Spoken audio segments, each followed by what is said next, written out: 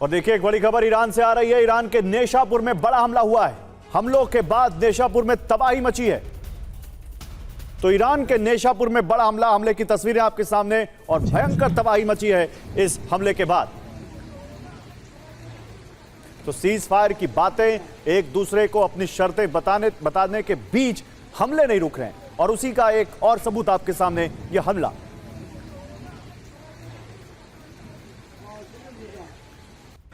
और देखिए एक बड़ी खबर है, साउथ लेबनान में इजराइल का ग्राउंड ऑपरेशन। हिजबुल्लाह के 30 लड़ाके मारे गए हैं, यह कहा इजराइल ने। रादवान फोर्स के 10 कमांडर मारे गए हैं, यह भी इजराइल का दावा है। तो लेबनान में हिजबुल्लाह के 30 लड़ाकों को मार गिराया, यह आईडीएफ ने दावा किया है। देखिए फुटेज भी आई है जहां पर आपको दिख रहा होगा हिजबुल्लाह के लड़ाके जिनको निशाना बनाया है इजराइल ने।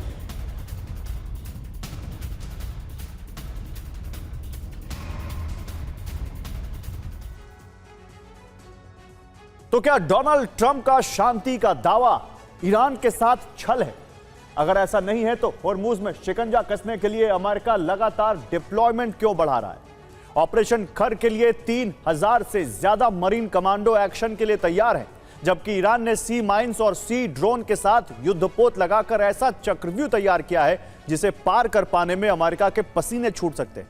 इस बीच ईरान ने नया दांव खेल दिया है। होर्मुज की तरह ही बाब अल मंदेब स्ट्रेट को ब्लॉक कराकर पूरे अरब से तेल सप्लाई रोकने वाला है और इसका जिम्मा हूती को सौंपा है, जिसने लाल सागर में तबाही का ब्लूप्रिंट तैयार कर लिया है।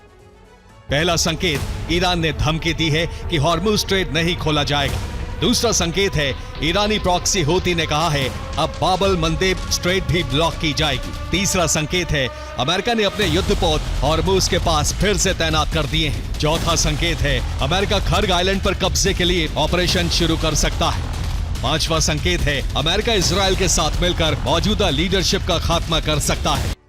और होर्मुज ब्लॉक होने के बाद अरब देश नए रूट से तेल सप्लाई करने की तैयारी में है, जो सऊदी अरब का ऑयल रूट है। इस रूट के जरिए कतर यूएई भी तेल भेजेंगे, जिसके लिए सऊदी की पाइपलाइन से जोड़ा जाएगा। सऊदी अरब की पाइपलाइन 1200 किलोमीटर लंबी है, जो सऊदी अरब के फारस की खाड़ी में पड़ने वाले अबकैक पोर्ट से लाल सागर में पड़ने वाले यानबू टर्मिनल तक जाती है। इस दौरान बीच में 3 पंप स्टेशन पड़ते हैं। अभी इस पाइपलाइन से तेल सप्लाई की क्षमता 50 लाख बैरल प्रतिदिन है, जिसे सऊदी अरब बढ़ाकर 70 लाख बैरल प्रतिदिन करना चाहता है। पूरे रूट में गैस तेल की 2 पाइपलाइन एक साथ हैं, जिसके जरिए फारस की खाड़ी का लाल सागर से कनेक्शन जुड़ जाता है। इसे तबाह करने के लिए ईरान ने प्रॉक्सी गुट सक्रिय कर दिए। अब हूती ने चेतावनी दी है कि वो यानबू पोर्ट पर हमला कर सकता है। इसके अलावा बाब अल मंदेब भी ब्लॉक कर देगा, जिससे एशिया और यूरोप तक तेल की सप्लाई नहीं हो पाएगी। ऐसे में दुनिया के तेल रूट चोक पॉइंट बन गए हैं।